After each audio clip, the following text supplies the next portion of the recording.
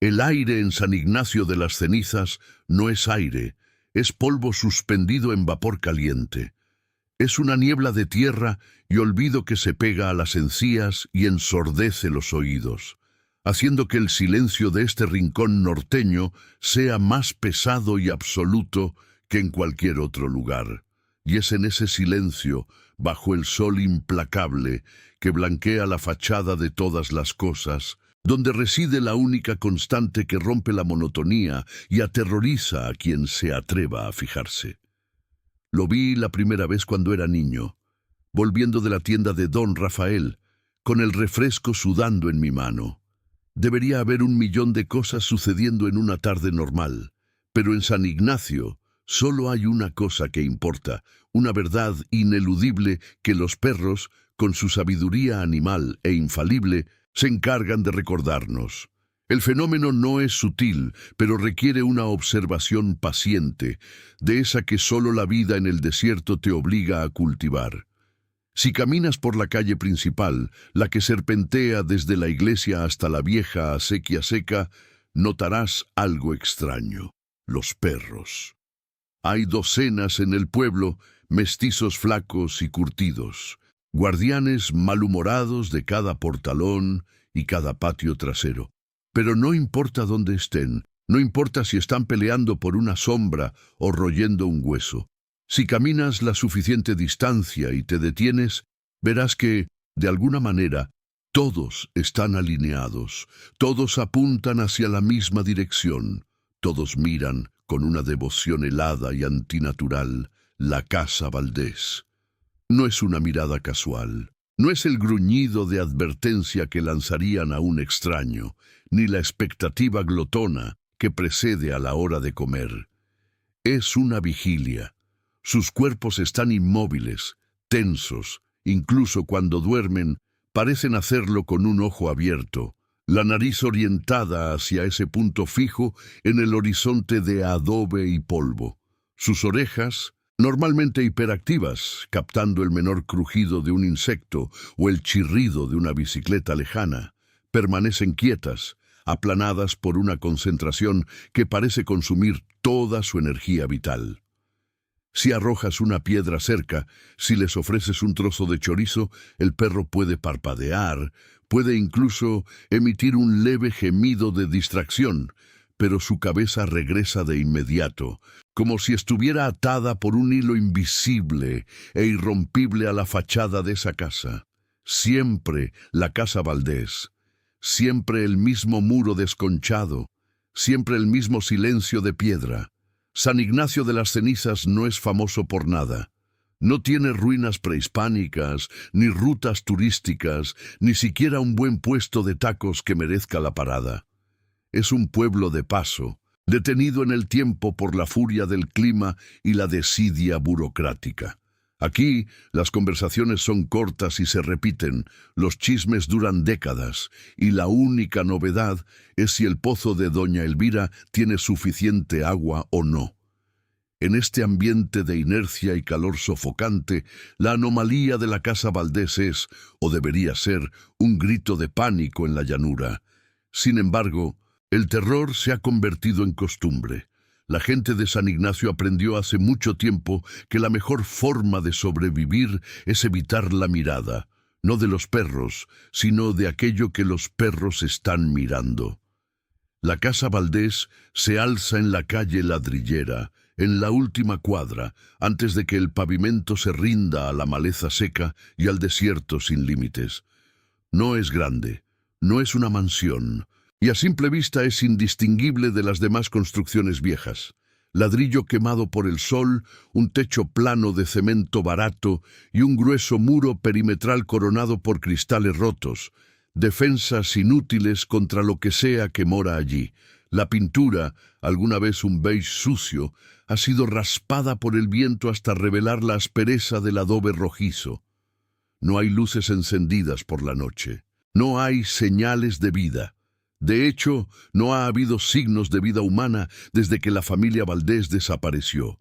Ese es el verdadero problema, el conflicto que pudre el aire bajo el silencio de la tarde. La familia Valdés se esfumó una noche de 1978. No se fueron de viaje, no se mudaron, simplemente se evaporaron. El matrimonio, el señor Manuel y la señora Teresa, y sus dos hijos pequeños, Sofía y Pedro.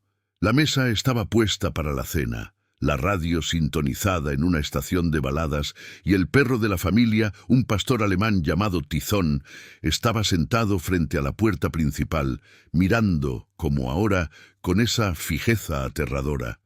Nunca se encontró un cuerpo, ni una nota, ni siquiera una maleta faltante.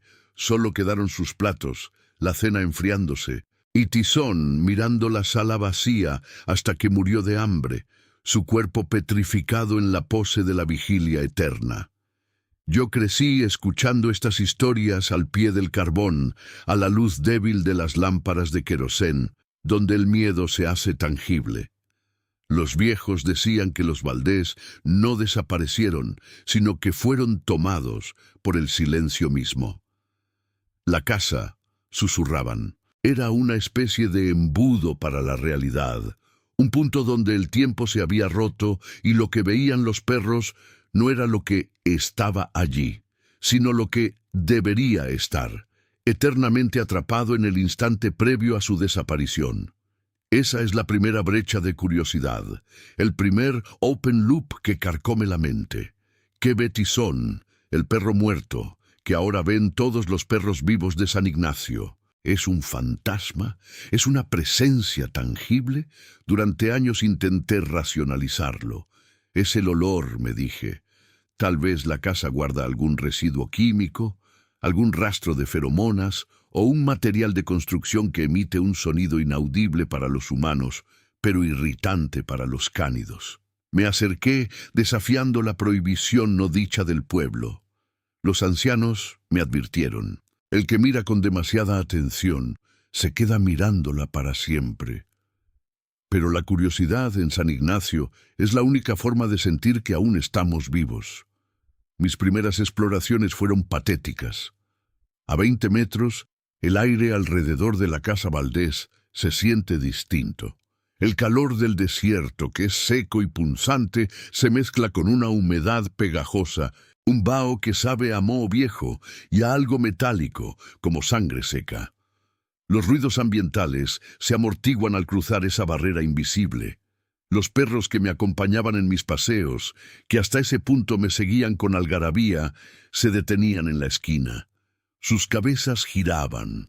La alegría se esfumaba de sus ojos, reemplazada por esa fijeza vidriosa. Una vez, en un acto de estupidez juvenil, tomé una pelota de béisbol y la lancé con todas mis fuerzas contra la fachada de la casa. Esperaba el estruendo de un impacto, la reacción de un animal o el grito de un habitante oculto. El golpe sonó, sí, pero fue sordo, como si la pelota hubiese impactado no contra ladrillo, sino contra una almohada gigante, absorbiendo toda la energía cinética. Y luego, el silencio. El silencio que se tragó el sonido del golpe y que pareció crecer exponencialmente, envolviéndome. Me paralicé. Lo peor fue la reacción de los perros. Ninguno de ellos, ni el más cercano, desvió la mirada. Mi acto de rebeldía, mi intento de romper el patrón, fue completamente ignorado. Fue como si yo no existiera, como si mi acción fuera un borrador rápido sobre una pizarra inmensa que solo ellos podían leer. Esa tarde me di cuenta de que el terror de la casa Valdés no reside en lo que puede hacerle a la gente, sino en la anulación total de la realidad externa. Pasé la siguiente década observando. Mi vida adulta, lejos de ser emocionante, me obligó a vivir cerca de la anomalía. Mi trabajo como electricista me llevaba a menudo a la periferia de la calle Ladrillera. Detallé cada hora del día. Al amanecer, cuando la luz es suave y moribunda, los perros ya están allí. A mediodía, bajo el sol que derrite la brea, están inmóviles como estatuas de sal. Al atardecer, Cuando las sombras se alargan y el pueblo debería llenarse de actividad, se vuelven sombras ellos mismos, una línea negra y silenciosa, orientada hacia la misma estructura muerta. La gente del pueblo ha desarrollado métodos para lidiar con esta verdad. Nunca adoptan cachorros que nacen cerca de esa zona. Esos animales son inmediatamente sacrificados o llevados lejos, porque su destino es la obsesión. Las casas colindantes están abandonadas. Sus dueños se mudaron por no soportar el constante susurro de la vigilia animal. Los niños aprenden desde pequeños a no jugar cerca de la ladrillera, y si por error un juguete rueda en esa dirección, se considera perdido. El silencio del pueblo no es paz, es la contención de un terror colectivo. Hubo una vez que me permití un segundo gancho, un momento de absoluta entrega a la locura. Esto fue hace unos 5 años, en la peor sequía que hemos visto. El sol había estado tan caliente que la tierra crujía. Decidí que si había algo que pudiera romper la hipnosis, era la noche, el abandono total. Me armé con una linterna pesada y una botella de sotol para darme el valor que me faltaba en la sangre. Eran las 3 de la mañana. La luna nueva había negado su luz, y la oscuridad era tan espesa que se podía masticar. Avancé despacio, paso a paso, sintiendo la grava bajo mis botas como si estuviera caminando sobre huesos diminutos. A medida que me acercaba, el silencio se hizo profundo y personal.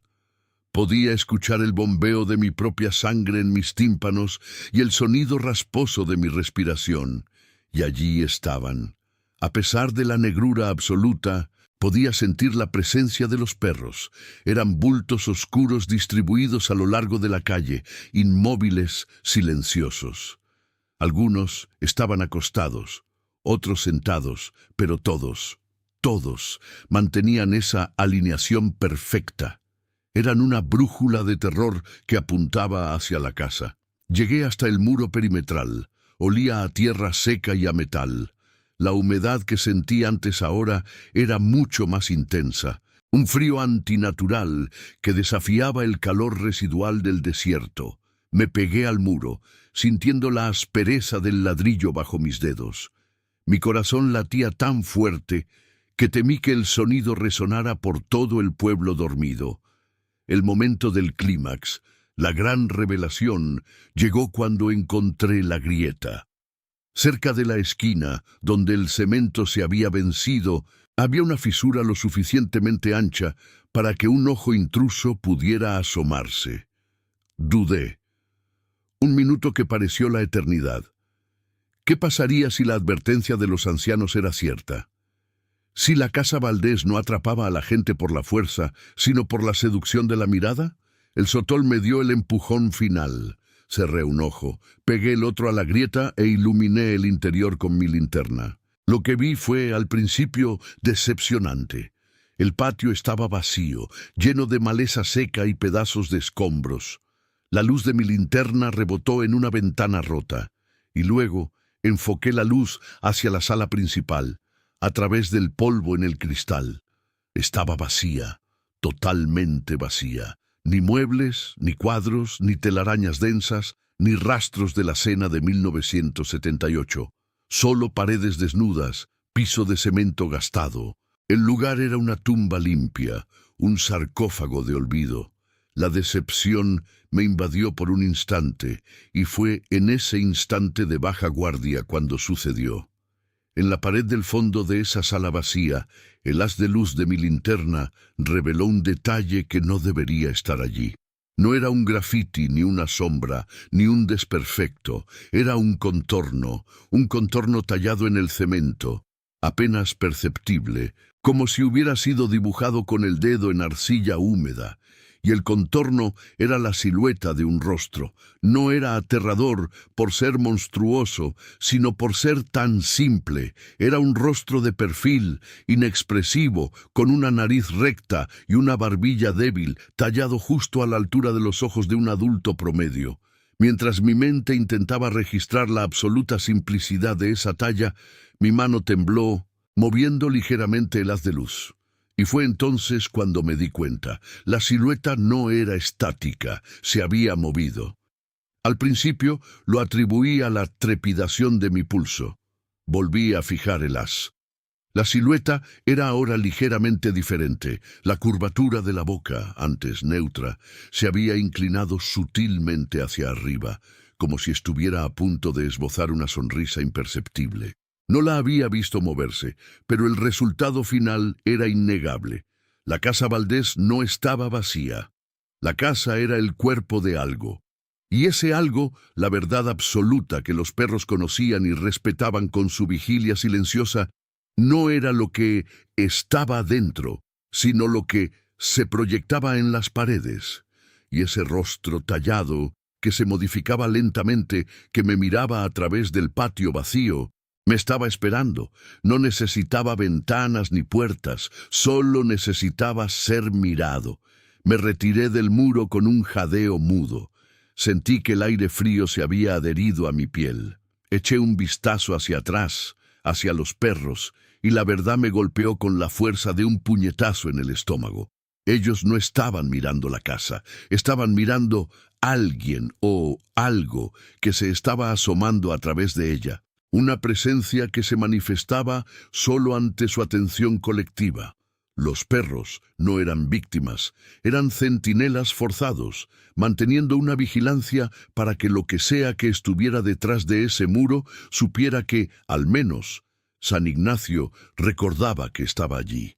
Corrí sin aliento, sin mirar atrás, hasta que el aire caliente de mi propia calle me envolvió de nuevo. Me di cuenta de que el miedo de San Ignacio no era irracional, sino perfectamente calibrado. El terror no estaba en lo desconocido, sino en el reconocimiento de una presencia paciente y observadora, que solo requería nuestra atención para manifestarse plenamente. La casa no es el monstruo, es el ojo, y desde ese día yo también formo parte del ejército de los que bajan la mirada. Pero no todos en San Ignacio fueron tan prudentes. Hubo uno, un forastero, con el escepticismo de la ciudad y el valor de los ignorantes, que decidió que la mirada de los perros era un insulto a la razón y que se propuso acabar con la vigilia. La casa Valdés no respondió con un grito ni con fuego, sino con una anulación silenciosa y total. Ahora que hemos sentado las bases del silencio y la mirada, debemos adentrarnos en la historia de Joaquín, el hombre que intentó silenciar a los centinelas. Su historia es la única prueba de lo que sucede cuando te atreves a enfrentar lo que los perros observan. Su historia es la parte que falta en este rompecabezas de polvo y terror. El sol del norte, ese astro cruel que no sabe de piedad, comenzaba a descender, y con él la sombra de la certeza se hacía más larga sobre nuestras vidas. Si la primera parte de esta historia fue un reconocimiento lento y doloroso de la anomalía, esta segunda fase fue la inmersión brutal en la locura metódica, esa que se alimenta del patrón inquebrantable. Ya no hablábamos de curiosidad, sino de una obligación silenciosa. La casa, la maldita casa del ocaso, no era solo un edificio, sino el punto de fuga donde toda la lógica y la esperanza de nuestro pequeño pueblo convergían para morir lentamente, observadas por 200 ojos caninos. Recuerdo la tarde en que don Rafael, mi tío, el hombre más escéptico y curtido que conocía, intentó romper la dinámica con una demostración de fuerza bruta. Había pasado días bebiendo para reunir el coraje, o quizás para ahogar la voz interior que le gritaba que se quedara en casa.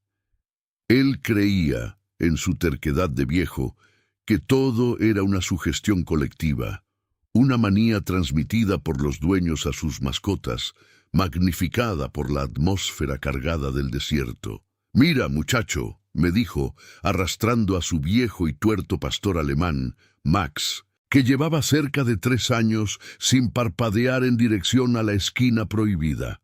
La correa estaba tan tensa que el cuero rechinaba. «Verás cómo le doy la espalda a ese montón de escombros y tú vas a grabar con esa tu cámara moderna». Max, habitualmente un perro dócil que dormía a los pies de la cama de mi tía y solo ladraba a los camiones de reparto, parecía transformado en un monumento de músculo tensado. Sus patas estaban clavadas en el suelo de tierra dura y el lomo se arqueaba en una curva rígida que sugería una resistencia milenaria. Don Rafael lo jaló con una fuerza descomunal, gritándole órdenes ininteligibles, promesas de carne y agua fresca. Lo que sucedió a continuación no fue un simple tira y afloja, fue una violación de la física. Cuando don Rafael consiguió girar el cuerpo de Max 100 grados, forzándolo a mirar el poste de electricidad opuesto a la casa, el perro no obedeció con sus ojos. El cuerpo giró, pero el cuello no lo hizo. La piel y la carne de su cuello se estiraron de tal forma que parecía una figura de cera mal moldeada, grotescamente alargada. Pero la cabeza permaneció fija, apuntando hacia la ventana oscura del segundo piso. Se escuchó un chasquido seco y nauseabundo, el sonido de ligamentos cediendo o quizás de vértebras crujiendo bajo la presión de una voluntad ajena a su anatomía. Max no gritó ni gimió. Simplemente emitió un gruñido bajo, un sonido ronco y vibrante que parecía venir no de su garganta, sino del mismísimo suelo bajo nuestros pies. Don Rafael soltó la correa de golpe, cayendo hacia atrás, con la cara pálida y cubierta de sudor frío. Vimos cómo Max, liberado, giró su cuerpo dolorido hasta alinearse de nuevo perfectamente con el objetivo, la casa. Pero ahora algo había cambiado. La fijeza era más intensa, más cargada de un odio o un terror que antes no se percibía. Parecía que el castigo físico solo había servido para confirmar la primacía de la orden que lo ataba. Don Rafael nunca volvió a cuestionar a los perros. Se encerró en su casa por una semana, y cuando salió, se limitó a evitar la calle donde residía el horror. Pero el horror no se queda en una calle, se filtra. La casa misma exigía un escrutinio más profundo, una disección minuciosa de su silencio. La gente del pueblo, siempre habladora y dada al chisme detallado, no podía recordar con precisión cuándo había quedado vacía. Los relatos se contradecían.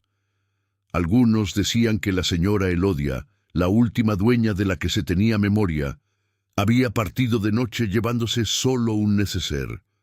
Otros, más antiguos y propensos al susurro, afirmaban que se había desvanecido, disuelta en el aire denso de las habitaciones, dejando la mesa puesta y la cuna vacía de un niño que jamás había existido. Lo que sí era innegable era la pátina del tiempo sobre la construcción, una costra de abandono que no envejecía, sino que se solidificaba. Las paredes de estuco eran de un color indefinido, un beige sucio, que la luz del atardecer teñía de color sangre seca. La herrería, besada y ornamentada, estaba cubierta de un óxido tan profundo que parecía haber brotado desde dentro del metal, una enfermedad mineral. Las ventanas, esas ventanas, estaban cubiertas de una suciedad tan impenetrable que no reflejaban el sol, sino que lo absorbían, creando pozos de negrura absoluta. Me dediqué a la observación científica de lo imposible, siguiendo la pauta de los perros. Me di cuenta de que su mirada no era estática, se movía lentamente. Un perro no mira una pared con la intensidad de quien contempla una amenaza inminente durante meses. Un perro mira a algo, y lo que fuera que ese algo era, se movía dentro del perímetro de esa casa, pero con una lentitud geológica imperceptible para el ojo humano distraído, pero no para la persistencia canina. Pasé una noche entera, oculto tras la barda de nopal del vecino, observando el punto exacto al que apuntaban las miradas de un grupo de 15 perros de diferentes razas. Eran las 3 de la mañana. La luna estaba menguante y el pueblo dormía bajo un manto de un silencio tan completo que el latido de mi propio corazón parecía un tambor. Todos miraban al centro de la ventana superior derecha. Al principio no vi nada, solo el pozo negro, pero me obligué a no parpadear, a dejar que mis ojos ardieran y mis lágrimas se secaran, y entonces lo sentí más que lo vi, un cambio en la uniformidad de la negrura. Era como si la oscuridad se hubiera hecho un poco más oscura en un punto específico, como una mancha de aceite fresco sobre carbón, y esa mancha, minúscula, comenzó a deslizarse, arrastrándose a través del vidrio sucio, sin que el ojo lograra enfocarla como una forma definida. No era una rata, no era el viento moviendo una cortina inexistente. Era algo que se desplazaba con una fluidez densa, sin fricción, sin ruido. En ese instante los 15 perros emitieron un sonido a la vez. No fue un ladrido, fue un clic. El sonido de sus dientes superiores e inferiores golpeando juntos en una mandíbula apretada. Un tic-tac espasmódico que rompió el silencio nocturno como fragmentos de cristal.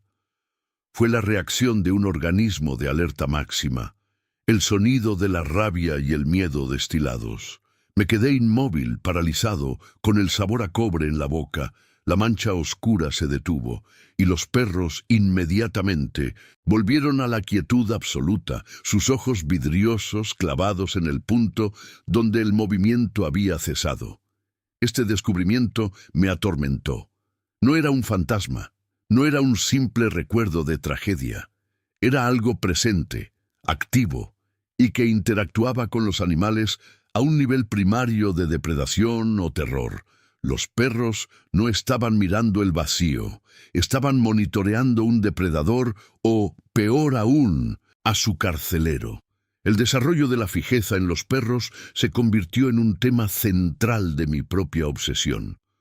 Ya no eran mascotas, eran centinelas forzados. La fatiga ocular crónica no era el único síntoma. Empezamos a notar atrofia muscular en la parte posterior de sus cuellos. Sus orejas, que deberían girar y captar el mundo sonoro circundante, permanecían inmóviles, como cartón mojado. No reaccionaban a los sonidos fuertes, ni a la llamada de sus dueños, ni al olor de la comida. Solo existían para observar. La situación se hizo insostenible para algunos. La familia Ríos, que tenía un par de chihuahuas que antes eran el alma de la fiesta vecinal, decidió que ya no podía más con esa presencia constante de muerte vigilante. Empacaron a sus perros en la camioneta, decididos a dejarlos con unos parientes en otra ciudad, a 3 horas de camino. Don Ricardo Ríos me lo contó al regreso. Sus ojos estaban inyectados de sangre. Su voz era apenas un susurro reseco. Los llevé hasta el límite del estado, muchacho. Los chihuahuas estaban tensos pero dormidos en las cajas. Pensé, ya rompimos el hechizo, están demasiado lejos. Cuando se detuvo en una gasolinera para echar combustible, revisó las jaulas. Los 2 perros estaban despiertos. No se miraban entre sí, ni miraban a don Ricardo. Ambos, dentro de su espacio reducido, habían forzado sus cabezas contra las rendijas metálicas, alineando sus narices y sus ojos hacia la misma dirección. No era hacia la gasolinera, ni hacia el horizonte, era hacia atrás, hacia el norte, hacia nuestro pueblo, hacia la casa del ocaso. Lo más escalofriante, según me relató don Ricardo, con un temblor que le recorría todo el cuerpo, fue que, a pesar de estar en una posición incómoda y antinatural, sus ojos mostraban la misma fijeza distante y aterradora que tenían al pie de la barda. La conexión no era física, era un cordón umbilical invisible que los anclaba al horror, sin importar la distancia geográfica. Don Ricardo se dio por vencido, condujo de regreso esa misma noche y los depositó de nuevo en el patio, donde inmediatamente retomaron su puesto de vigilancia eterna. La casa no liberaba a sus observadores. La gente del pueblo, aunque intentaba mantener la fachada de normalidad, el ritual de las tortillas en la mañana, los partidos de dominó, se estaba desmoronando psicológicamente. La presencia constante de los perros, esos espejos silenciosos de una amenaza incomprensible, carcomía nuestra paz.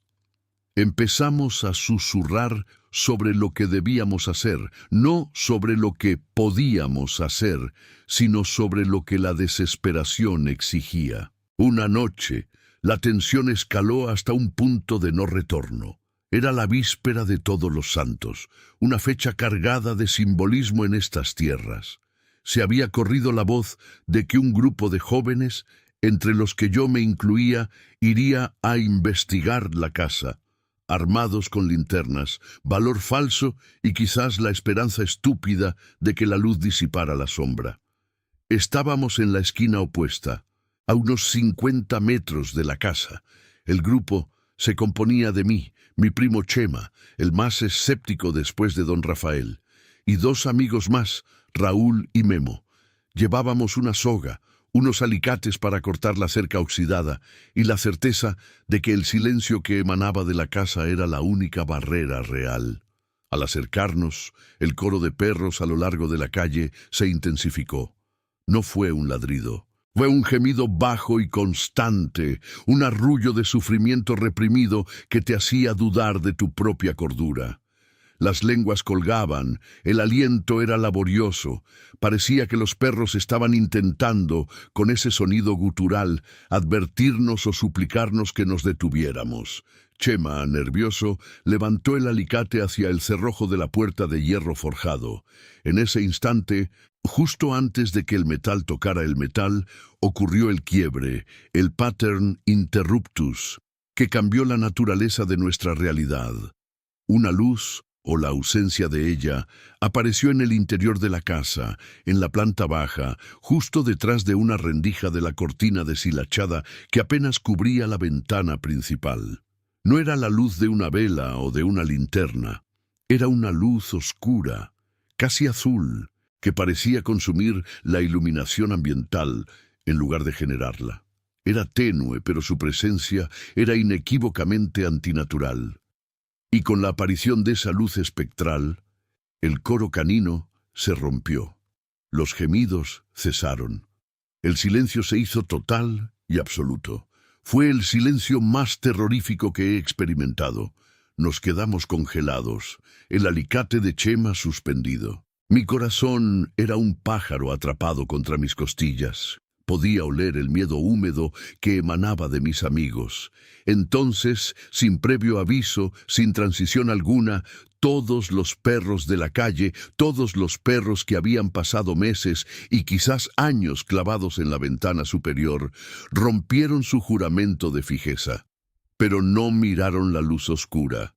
Se giraron. Con una sincronización que desafiaba la individualidad de la especie, 200 perros, grandes y pequeños, de raza y callejeros, voltearon sus cabezas rígidamente. Ya no nos daban la espalda, ahora nos miraban a nosotros. La fijeza de sus ojos, antes dirigida a la casa, se transfirió directamente a nuestro grupo. El terror se volvió personal e inmediato. La luz oscura seguía brillando tenuemente en la ventana de la casa, pero ya no era el foco. Nosotros éramos el foco. Éramos la nueva amenaza, o peor aún, éramos los intrusos que habían provocado la atención del horror. Y esta vez sí hubo un sonido. No fue un ladrido de alerta, fue un aullido masivo, desgarrador, un lamento que no reflejaba agresividad, sino un dolor profundo e ineludible, como si estuvieran lamentando nuestra presencia o nuestra inminente perdición. No nos aullaban para ahuyentarnos, nos aullaban para llorarnos. Corrimos, huimos sin pensar, dejando caer el equipo, sintiendo en la espalda el peso físico de esa mirada colectiva que nos perseguía. Cruzamos calles, saltamos bardas, sin atrevernos a mirar atrás. Sabíamos que, al girar sus miradas hacia nosotros, los perros habían confirmado no solo que algo existía dentro de la casa, sino que eso nos había notado, y ahora estábamos marcados. La fijeza, el terror absoluto que había mantenido a los perros inmovilizados, ahora se había transferido, al menos temporalmente, a nosotros. Éramos los nuevos vigilados, y la casa, la horrible y silenciosa casa, había roto su pasividad para involucrarse directamente en el juego. El silencio se había terminado, reemplazado por la promesa de una confrontación inevitable que solo podía terminar en locura o algo peor. La pregunta ya no era qué había dentro, sino qué quería ahora que nos había visto. El aire se había vuelto una masa viscosa y fría, tan densa que mis pulmones luchaban por moverla. Estaba allí, justo frente al umbral, donde la pátina de la leyenda y el polvo de décadas se habían adherido al marco de la puerta como una costra cancerosa. Había cruzado la calle desierta bajo la vigilancia implacable de 1000 ojos caninos, y ahora mi mano, temblorosa, se posaba sobre el pomo del latón frío. Este no era un acto de valentía, era la culminación de una locura gestada lentamente, una necesidad biológica de romper el patrón, de entender por qué la vida en este pueblo del norte se había detenido en un perpetuo estado de expectativa. El metal del pomo estaba extrañamente limpio, pulido por el tiempo, o quizás, y esto era lo que me helaba la sangre por algo más, el sonido del motor de mi camioneta, que había dejado aparcada a varias manzanas de distancia para evitar cualquier ruido que rompiera la sagrada vigilia, todavía resonaba en el eco de mi mente. Ahora solo existía el silencio, un silencio tan absoluto que se sentía como una presión física sobre el tímpano, la clase de silencio que solo ocurre cuando algo orgánico y violento ha sido reprimido a la fuerza. Y luego, el segundo gancho que clavó mi atención y mi pánico, el olor. No era el olor a moho de una casa abandonada común. Era ozono y polvo, sí, pero mezclado con algo metálico, a sangre vieja y algo dulce, como almendras podridas. Era el olor de una electricidad estancada, de un motor que giró hasta quemarse en el mismo instante en que la última vida abandonó estos muros. Era el aroma de la verdad. Me encontraba en la medianoche del desierto, solo, en un pueblo que había renunciado a su propia existencia. La contextualización era brutal. El cielo, despejado, mostraba estrellas frías y distantes, pero ninguna de ellas parecía ofrecer consuelo o iluminación. Al contrario, sentía que su luz se desviaba al tocar el techo de esta casa, como si el lugar absorbiera la luz y la esperanza. Detrás de mí, a la distancia que el miedo permite medir, se encontraban los perros. No ladraban, nunca lo hacían. Su silencio era su arma, una cuerda invisible que tiraba de mí hacia la oscuridad. Sus ojos, los de los chihuahuas callejeros, los pastores alemanes de las granjas cercanas, los mestizos pulgosos, todos, absolutamente todos, convergían en el mismo punto, la fachada. Y yo estaba a punto de cruzar esa línea de visión. El problema y el conflicto se materializaron cuando empujé la puerta. No estaba cerrada con llave. No había resistencia, solo un leve crujido melancólico de las bisagras oxidadas. Al dar el primer paso hacia la oscuridad interior, el aire se transformó. Sentí la repentina, asfixiante certeza de que había irrumpido en una cámara sellada, que el tiempo se había roto aquí. La temperatura bajó 10 grados en un instante y la humedad desapareció, dejando una sequedad que raspaba mi garganta. Y entonces, la reacción de los perros. No fue un ladrido, fue un gemido colectivo, bajo, vibratorio, que no provenía de sus gargantas, sino de algún lugar profundo en sus entrañas. Un lamento que sonaba menos a animal herido y más a un violonchelo desafinado de dolor puro. Era un sonido de protesta, no hacia mí, sino hacia mi acción. Estaban angustiados. Había roto su concentración. El ritual que, de alguna manera que mi mente no podía abarcar, mantenía algo a raya. Los open loops de mi investigación autodidacta explotaron en mi cabeza. La familia que desapareció sin dejar rastro hacía más de 40 años. El rumor del guardián de la mirada que se alimentaba de la inacción.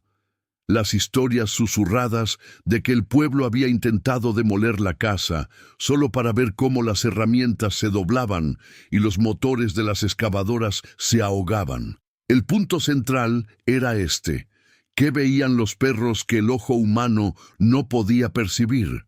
Y, más aterrador aún, ¿qué pasaría si dejaban de mirar? El desarrollo escaló al adentrarme en la sala de estar. Usé la linterna con cautela, consciente de que cada rayo de luz era un insulto a la oscuridad establecida. Los muebles estaban intactos, cubiertos por una capa tan gruesa de polvo que parecían esculpidos en ceniza gris. Había un sillón con una revista sobre la mesita auxiliar, una revista de 1978. Abrí la revista. Las páginas eran quebradizas, pero las fotografías, los anuncios de coches y electrodomésticos estaban preservados con una nitidez imposible. El aire aquí dentro no era estático, era congelado. El tiempo no había pasado, había sido pausado. Caminé hacia la cocina, la linterna barriendo la escena. El patrón interruptor fue instantáneo y brutal. Sobre la mesa de formica amarilla había tres platos con restos de comida. Carne reseca, cubierta de una fina capa de esporas grises, pero visiblemente carne. El pan, momificado. La leche en un vaso, cuajada en una estatua de lácteos. Era una escena de un desayuno interrumpido, de un momento donde la vida se detuvo en medio de una acción trivial. Me acerqué. No había rastro de lucha, ni de pánico, solo la ausencia instantánea. Agarré un tenedor que aún estaba sobre uno de los platos.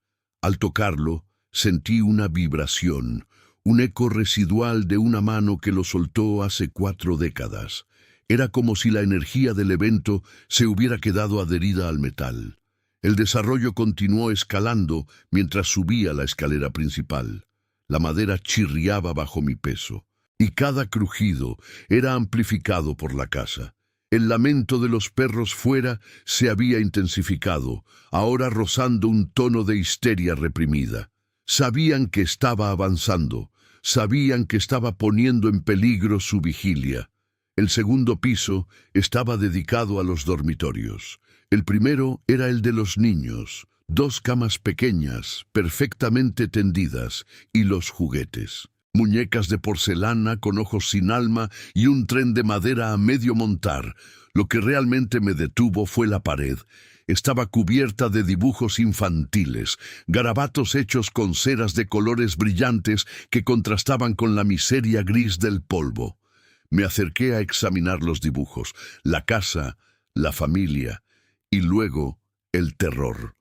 En todos los dibujos, la familia estaba dibujada sonriendo, pero en el fondo siempre estaban los perros, cientos de ellos, y detrás de la línea de perros siempre había una forma, una silueta. No era humana. Era una mancha de color negro puro, un vacío que parecía absorber la luz de las ceras con líneas que simulaban apéndices o tentáculos, pero que parecían dibujados por un niño que intentaba capturar algo que su mente no podía comprender. En el último dibujo, el más grande y central, la cosa, ya no estaba detrás de los perros. Estaba dentro de la casa, justo donde yo estaba parado. Y la familia, en lugar de sonreír, estaba siendo absorbida por el suelo, sus figuras desvaneciéndose en las líneas de la crayola negra, mientras los perros, en la ventana, mantenían su terrible y desesperada guardia. El reengajamiento fue una epifanía helada. No eran los perros los que miraban la casa para protegernos de ella. Eran los perros los que miraban la casa para protegernos de lo que estaba dentro. Y su mirada constante era la última línea de defensa, la única cosa que mantenía la estabilidad del tiempo roto en este lugar. La casa no era el problema, era la cárcel. Y al entrar, yo había actuado como un tonto carcelero que abre la celda por curiosidad. Me dirigí al dormitorio principal. La puerta estaba entreabierta. La abrí de golpe, sintiendo el impulso de terminar esto de una vez, de enfrentarme al fantasma de la señora de la casa o al cadáver preservado del padre. Y entonces llegó el clímax. El dormitorio principal no contenía un cadáver ni un fantasma. Contenía una aberración. La habitación era pequeña, pero en su centro, en lugar de la cama, había un objeto.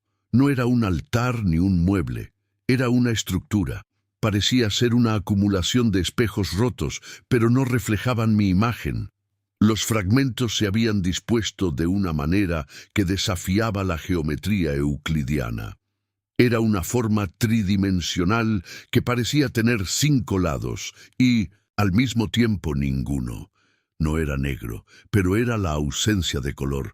Cuando enfoqué la linterna en él, la luz no se reflejó. Fue absorbida. Sentí un tirón físico en mis ojos, como si el objeto estuviera tratando de succionar la propia percepción de mi retina. Era un agujero, un desgarro en el tejido de lo real, pero que había adoptado una forma física limitada por la propia estructura de la casa. Y la clave, la verdad completa que cerró todos los loops, estaba justo encima de esa estructura, levitando a pocos centímetros del techo, el reloj de la casa. Un reloj de pared antiguo, de madera oscura, cuyas manecillas giraban a una velocidad vertiginosa, un borrón constante que emitía un zumbido agudo, inhumano. El reloj no estaba marcando el tiempo, estaba consumiendo el tiempo. La familia no había desaparecido, había sido disuelta por la aceleración temporal en el momento en que esta cosa se manifestó, volviéndose polvo, energía o simple olvido antes de que pudieran gritar. El vacío en la casa, la falta de descomposición, el aire seco y frío, no era una anomalía. Era la consecuencia de que la casa se había convertido en un punto cero, un núcleo gravitatorio de no tiempo. Y los perros. Comprendí la terrible y gloriosa verdad de la vigilia canina. El animal, con su aguda sensibilidad a las dimensiones que los humanos ignoramos, había detectado la fisura. La intensidad de su mirada no era un acto pasivo, era una fuerza. Los perros estaban sirviendo involuntariamente como un ancla psíquica. Su enfoque colectivo, su fijación inquebrantable en la casa, era lo que mantenía al guardián. Esa cosa informe, ese residuo de una realidad alterna, en su lugar. Eran el cierre de emergencia.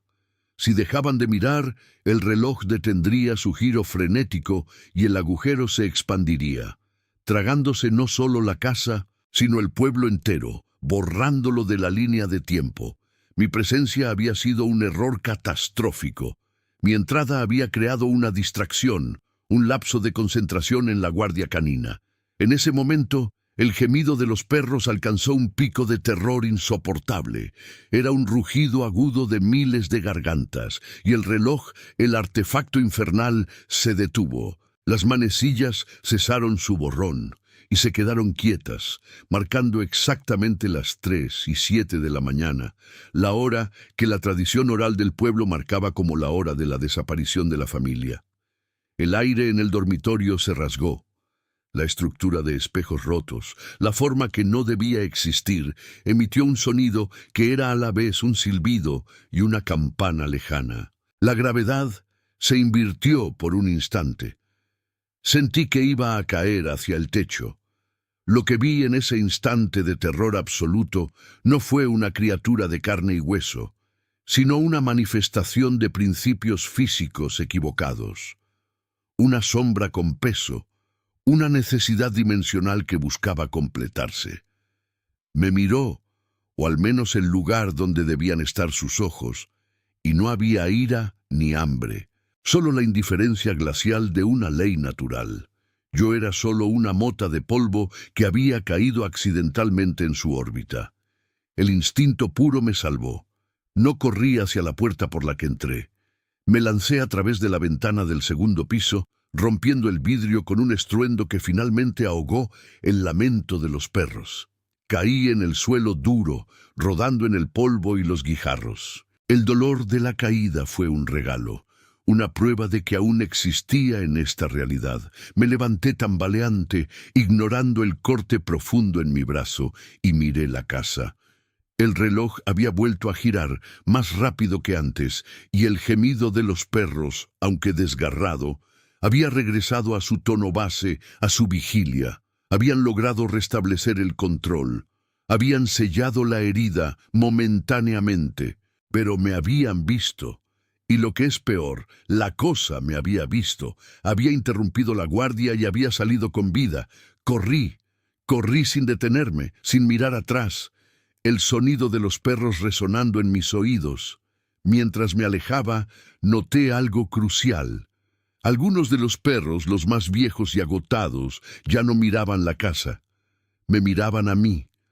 La conclusión fue rápida y brutal. Salí del pueblo bajo la pálida luz del amanecer, sabiendo que el pueblo no era la víctima, sino el sacrificio involuntario. Los habitantes vivían en un estado de negación perpetua, prisioneros de una maldición cósmica que mantenía la estabilidad del lugar. Y ahora yo era un vector, había sido contaminado, la mirada de la cosa me había tocado. Cuando finalmente me detuve en la carretera, a kilómetros de distancia, saqué mi diario para escribir la verdad antes de que mi mente la borrara. Y allí, en el reflejo de mi parabrisas, vi la mirada. No eran los perros del pueblo. Eran las almas de todos los perros, de todos los pueblos del mundo, las que, a través de una conexión empática con la primera línea de defensa, sabían. Y algunos, muy pocos, me seguían. La casa del norte de México sigue allí. El pueblo sigue existiendo en su letargo seco, pero ahora, cada vez que paso por un perro en la calle, no importa dónde esté, en qué ciudad, veo en sus ojos una fracción de esa horrible indiferencia, y sé que me están vigilando, porque ya no estoy seguro de si la verdad se quedó en la casa del pueblo o si la traje conmigo. Ahora soy yo quien alberga una fisura, y pronto los perros no mirarán la casa, mirarán a donde yo estoy. Lector, si has llegado hasta aquí, si has compartido esta historia, ya eres parte de la vigilia. Te pido que, por favor, me digas si sientes la presión en el aire o el olor a ozono cuando pasas frente a un perro callejero que se detiene en seco. Necesito saber si el número de observadores ha aumentado. Necesito saber si estoy solo en esta nueva y eterna guardia.